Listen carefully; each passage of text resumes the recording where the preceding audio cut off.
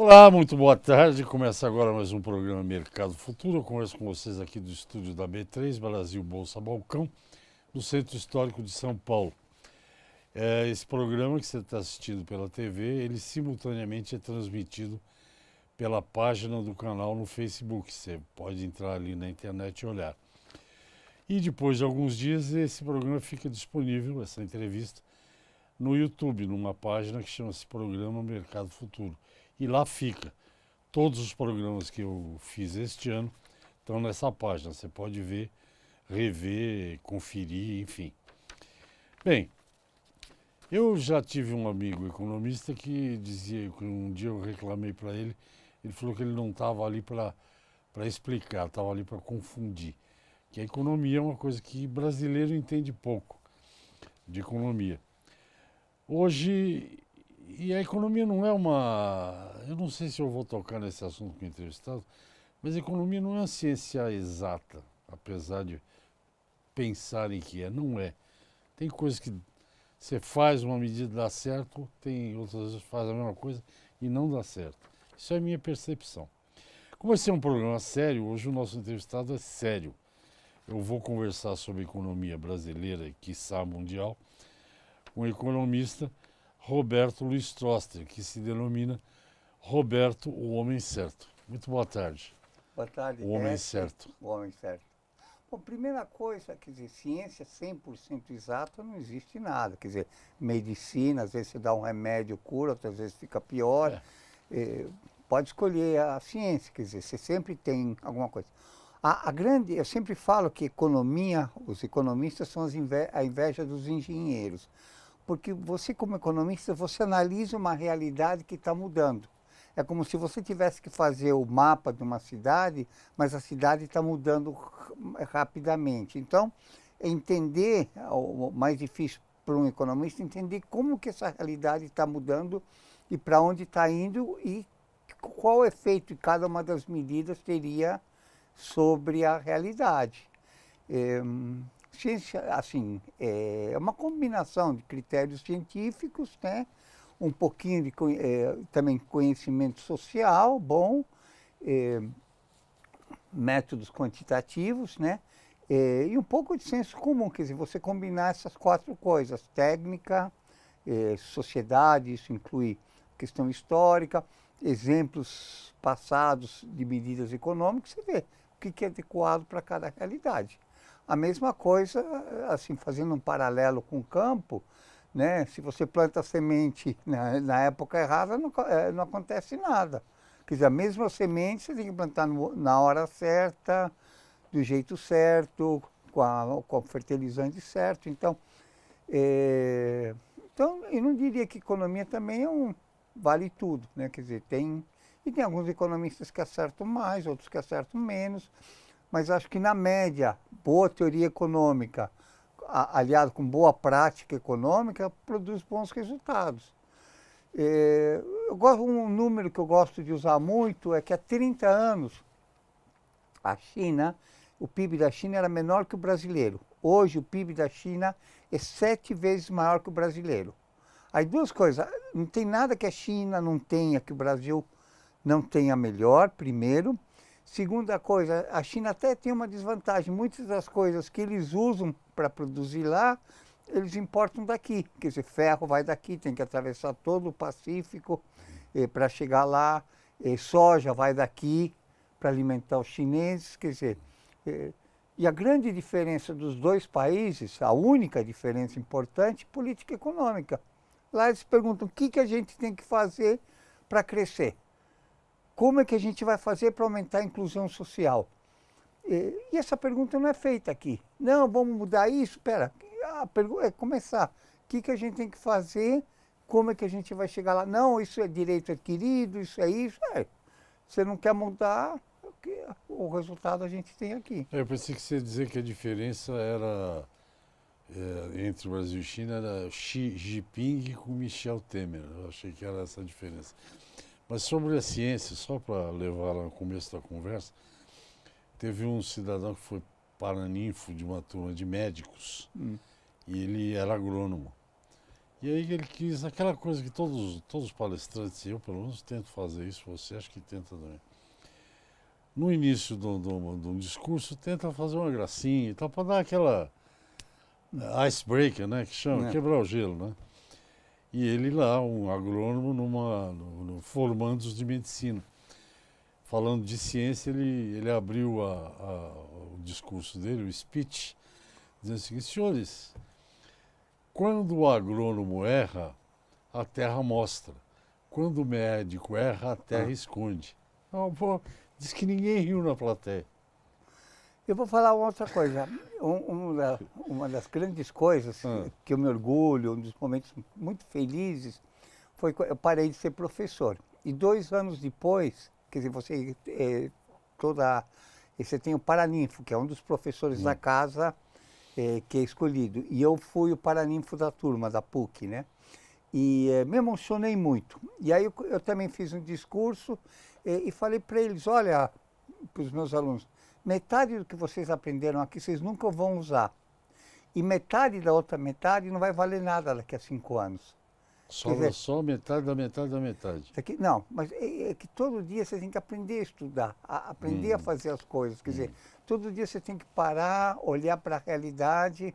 Eu, pelo menos, começo todos os meus dias, né, na cozinha, né? Eu abro o jornal, eu gosto de ler o jornal. Leio na internet as notícias, vejo, mas leio os jornais com atenção. Leio, penso, analiso se está mudando, não está mudando. Eu acho que assim, entender como é que está mudando é a parte mais difícil de ser economista e mais difícil ainda de ser objetivo. Vamos dar só um exemplo. Eu acho que o dólar agora está de fato muito alto. Aí eu começo só a procurar indícios que reforcem minha percepção e posso estar perdendo visão da realidade. Então, tentar ser objetivo, refletir, eu acho que faz parte de ser economista. Estudar, ler muito. Você acha que o dólar está sobrevalorizado em O dólar relação ao real? está sobrevalorizado, o que não quer dizer... o dólar está sobrevalorizado com relação... Você vê que no começo do ano estava 3,20. Hoje você tem um problema de fluxo que o Banco Central está tratando como se fosse um problema de estoque. Então, estamos gastando muito dinheiro e tendo muita volatilidade. Mas ele está quase na casa do 4, né? Ele está em 3,90. Muita volatilidade, mas assim... e uma combinação de 3 coisas diferentes. Um é a política de reservas, né?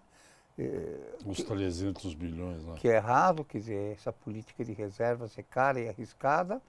2 é a política de swaps cambial.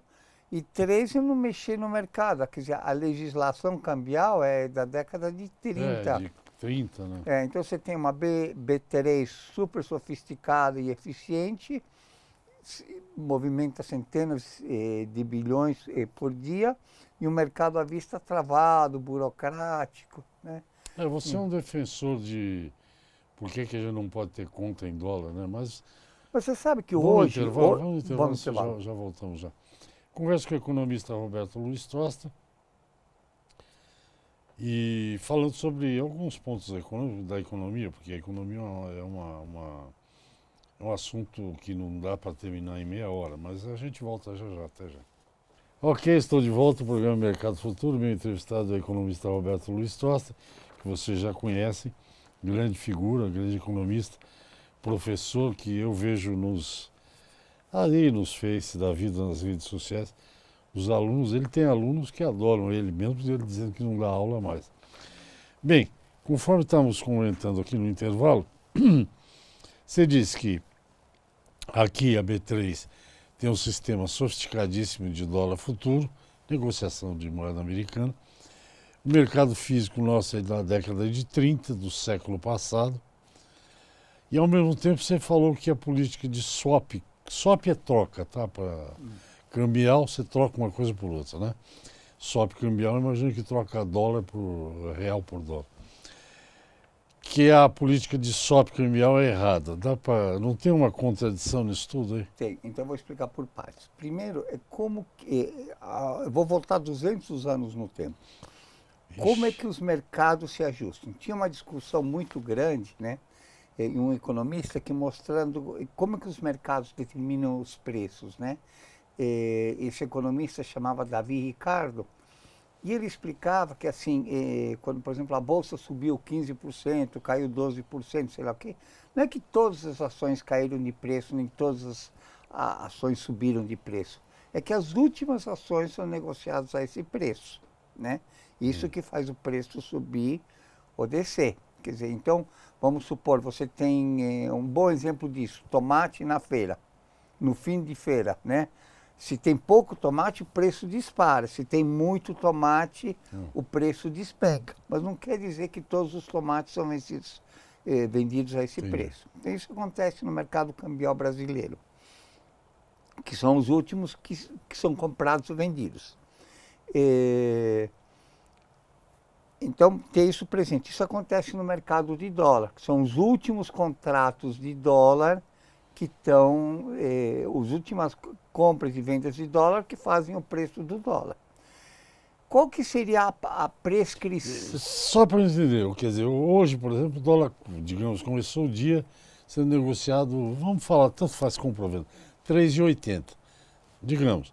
Mas chega lá o último negócio às 5h30 da tarde, 3,95, esse é o preço do dólar do dia.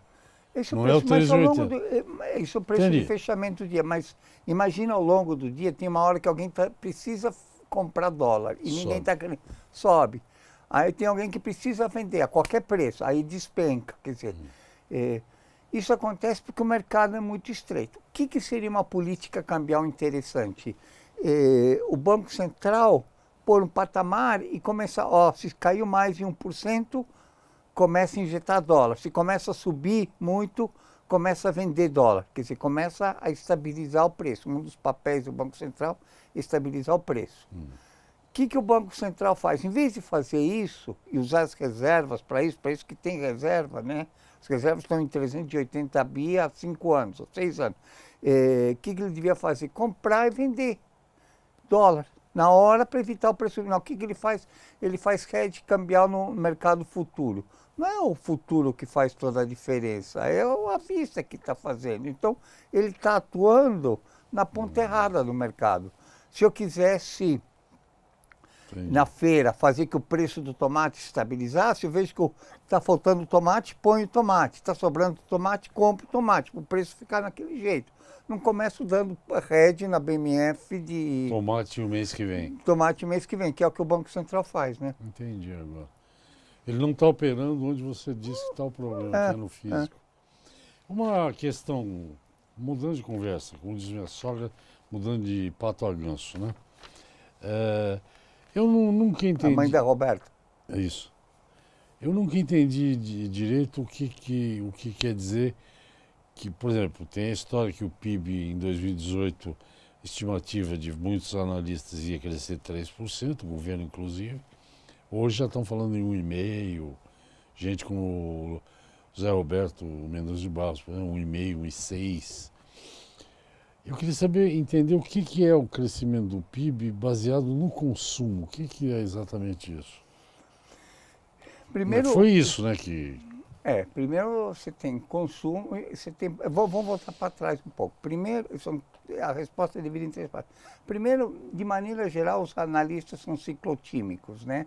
Está todo mundo achando que vai bem, aí se bate um vento. Aí depois começam a ser pessimistas. Você teve uma coisa que foi um choque em maio, foi a greve dos caminhoneiros. Isso reduziu o PIB alguma coisa no mês de maio, né? Fez o PIB cair muito, o PIB do mês de maio. Não quer dizer que o PIB como um todo vai cair esse tanto, né? Mas o que acontece? Os economistas, a maioria dos modelos de projeção, usam o retrovisor, vê como é que está caindo. Está caindo, então vamos projetar isso para frente. Fazem isso com câmbio, fazem isso com... Então, um pouco, por isso você tem uma depressão ou um viés baixista. Mas vai crescer acima de 2 com certeza. Você tem alguns problemas estruturais, mas você tem algumas vantagens boas. Então, estão sendo super pessimistas. Você vê que as projeções estavam caindo, caíram para 0,7 na semana passada, 0,3 nessa, possivelmente um pouco, aí já vão começar de volta. Isso são ciclotímicos, não adianta, né? Mesmo com dólar, você vê que as projeções Mesmo os subiram. economistas é tipo efeito manada? Tem muito, não sei se é feito manada, mas alguma coisa parecida, não é feito... muitas referências uns nos outros, um pouco. Keynes, que é um dos economistas mais famosos da história, falava que errar junto com os outros é mais bem aceito do que acertar sozinho, né? Todo mundo errou, ninguém acha você coisa, mas se você acerta sozinho, você sozinho... vai tomar burdoada. Então... Essa é boa, errar em conjunto é menos... menos doloroso. Todo mundo falou, quer dizer, você não é pior que os outros, né? Tá certo. Então, por isso que o... Quer dizer que então a economia, o PIB, ele caiu em maio, óbvio, ficou, faltava até coisa na feira, por causa da greve do caminhoneiro, né? É verdade. E aí depois junho, julho, começou já a melhorar um pouquinho. Na ponta, Essa é a tua visão. Essa é a minha visão. E é razoável que seja assim, né? Não é razoável. Eu tento, aquilo que eu falei no bloco anterior, ser o mais objetivo possível, né? Então, Você falou um negócio muito... Eu nem queria não tocar respondi ali. a pergunta. A segunda coisa de consumo é uma visão um pouquinho anacrônica da economia. Também, na década de 30, você tinha um problema de falta de consumo. Não é o problema, quer dizer, o problema mudou. E tem gente que ainda acha que aumentando o consumo vai crescer, só isso vai fazer porque se incentiva o consumo, incentiva a produção. Não é mais assim, mudou. Os problemas são outros. A sofisticação da economia é outra. Respondeu? Eu tenho lido muito por aí, Troster, que você vai dizer que é coisa dos pessimistas. Eu também acho que é um pouco de pessimismo aí, dizer que o Brasil está se desindustrializando. Isso é uma verdade na sua É uma opinião? verdade. Você tinha que a indústria perder mais ou menos, números redondos, 30% do PIB industrial caiu na indústria. Isso é uma coisa muito ruim, porque tem externalidades, efeitos no emprego, no setor de serviços, quer dizer, é ruim para o país ter menos indústria e algo que, se a gente vai procurar a causa, é a política industrial dos industriais, a visão que eles têm da indústria é uma visão obsoleta. Eu vou dar só um exemplo, né? E um número. Sabe aquele selinho que tinha em cima do vinho, do vinho importado?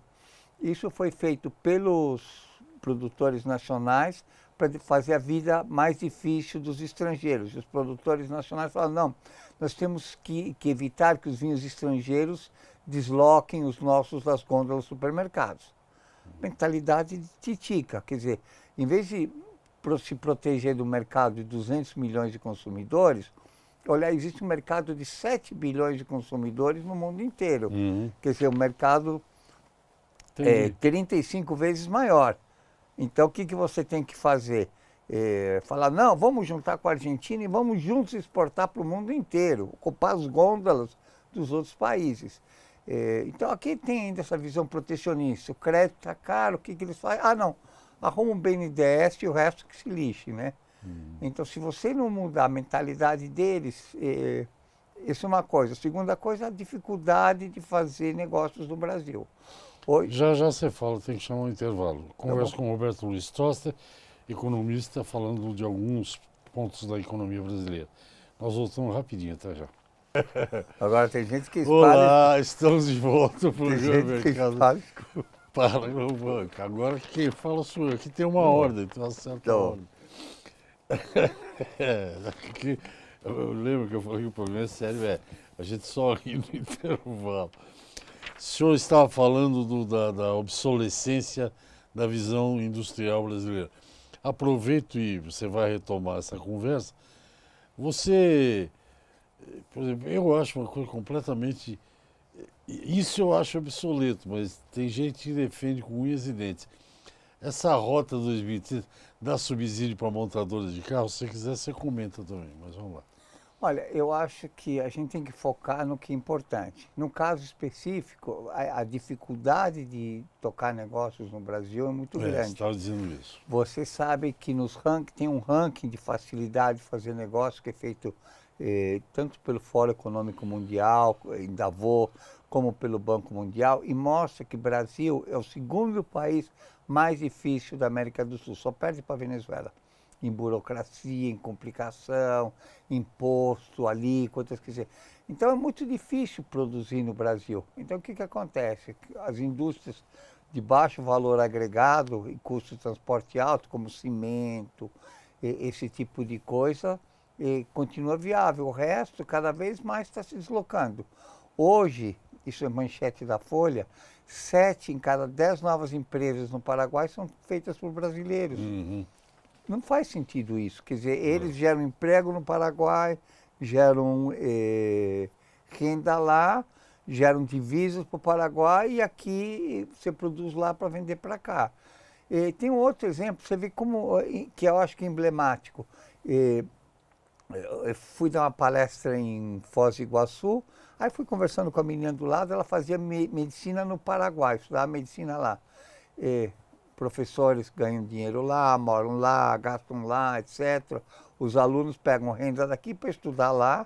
Ela me falou que 98% dos alunos são brasileiros lá. E aqui o que o presidente fez? Fechou as faculdades, proibiu abrir novas faculdades de medicina por 5 anos. Óbvio, o resultado dessa política é mais do que prático. Em vez de você pôr um exame que nem a OAB faz para todos os médicos, e obrigatório, o que faz? Barra a entrada de novas faculdades, fica o setor fechado, a tendência de qualquer setor assim é cair a qualidade. Você sabe que o Brasil tem algumas coisas, nessa área de educação, as coisas gravíssimas. O Brasil é o país do mundo que mais faculdade de medicina veterinária tem. Os Estados Unidos tem 3, 4, aqui tem 400. E o ensino é muito ruim, talvez seja um outro viés aí que você não está abordando. Faz um exame, pode ter 500 ou 5, um exame. Você passou, você é bom. Para ser jornalista, você pode fazer 800 faculdades. Faz um exame, vê que requisitos um jornalista tem que ter, exame igual para todo mundo. Mas devia fazer para economia, eu acho que isso seria essencial. Economista, qualquer um pode falar que é economista. Não, faz um exame, fez, passou, não fez, não passou, está fora. Isso para a OAB, você pode se formar de bacharel quantas vezes você quiser, qualquer faculdade. Mas você tem que fazer um exame sério. Tem 2 fases, uma fase de teoria, que você tem um gabarito, depois uma outra fase em que você tem que responder a questões específicas para ver efetivamente o cidadão. Você nunca vai cair na mão de um advogado muito ruim. Esse negócio de meta de inflação, a inflação abaixo da meta, isso é uma boa notícia para nós que vivemos de salário? É muito boa, quer dizer, quanto mais baixa for a inflação, menor vai ser a incerteza sobre o desenvolvimento de preços. Especificamente, se você só repõe a inflação, vamos supor, todo ano você tem um salário, aí no fim do ano eles te reajustam pela inflação. Vamos supor que a inflação é 10%, na média você vai ganhar 5% menos nesse ano, porque você começa, cada mês vai perdendo um pouquinho, e aí na média, quanto menor for a inflação, menor é a perda real. Quanto menor a perda for, maior é a renda que você vai ter. Então isso é muito bom. Isso melhora o consumo, que melhora a produção, que melhora... Eu acho que a gente tem que... Assim, eu acho que... Temos uns 3 minutos só para você. Então, eu acho que assim, o foco da política econômica tem que ser o emprego. Por que o emprego? A gente tem que crescer porque gera emprego. Não tem que... o emprego tem que ser a meta principal. Nós temos mais de 12 milhões de desempregados. E, sabe, se você pusesse todos enfileirados, um na frente do outro, a fila ia começar no Oiapoque, né? Ia chegar até o Chuí, todos em pé. É uma vergonha isso. Eu não sei se alguém já passou pela sensação de estar desempregado, é terrível. Eu sei que não pode fazer distinção de gênero, mas normalmente nesse sentido é pior para homem que para mulher. Porque mulher geralmente tem mais interesses, são pessoas mais um pouco na família, um pouco na saúde, um pouco no trabalho. O homem às vezes é muito obstinado, tem que se provar muito como profissional. Desempregado, a dor que faz. A autoestima vai para o lixo. Vai né? para o lixo. Então eu acho que esse devia ser o foco da política econômica, não o consumo, o emprego. Tem mais emprego, essas pessoas produzem mais e você começa a fazer um círculo virtuoso. Mais emprego, mais produção, mais consumo. Mas pensar o consumo, se não for sustentável, não adianta nada. Você consome um pouco agora e você tem um buraco lá na frente, né?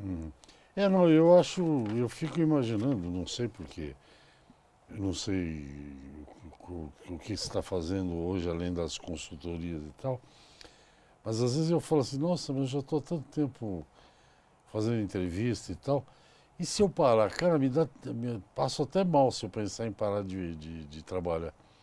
Eu também vou passar mal se você parar de trabalhar. Eu gosto muito. Não, e se dos você pensa em parar de trabalhar? Não, eu acho que essa ideia, assim, primeiro eu gosto muito do que eu faço. Eu também.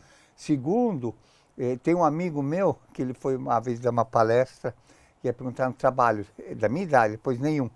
Só faço o que eu gosto, né? E eu acho que essa é uma visão um pouquinho, sei lá, antiquada, essa que você se aposentar jovem. Eu acho gostoso trabalhar, quer dizer, e eu acho que profissões como a minha, como a tua, quanto mais velho a gente fica, melhor a gente fica. Concordo Advogado. integralmente com você. Nosso tempo acabou.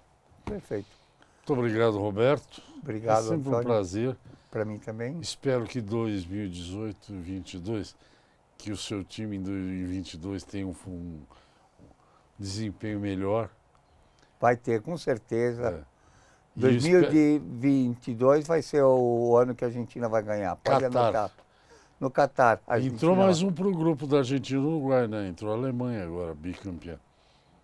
Escuta, é o melhor time a Argentina. Se ganhou ou não, isso é outra coisa. Não tem importância. Não, tem importância, é melhor ganhar, mas continuo achando o Messi o melhor do mundo. Então, a Argentina tem, nós temos a nossa piada mundial, né? Quer dizer, estamos Qual que é bem. a piada mundial? Ué, o Vergonha. Neymar virou piada mundial, né? Com as enrolações que... Mas a Argentina, por exemplo, ganhou todas as Copas que organizou em casa, sabia? Ah, mas eu sabia. Então, essa tá ótima. Obrigado, até a próxima. Até a próxima. Gente, até amanhã. Amanhã tem mais Mercado Futuro. Tchau.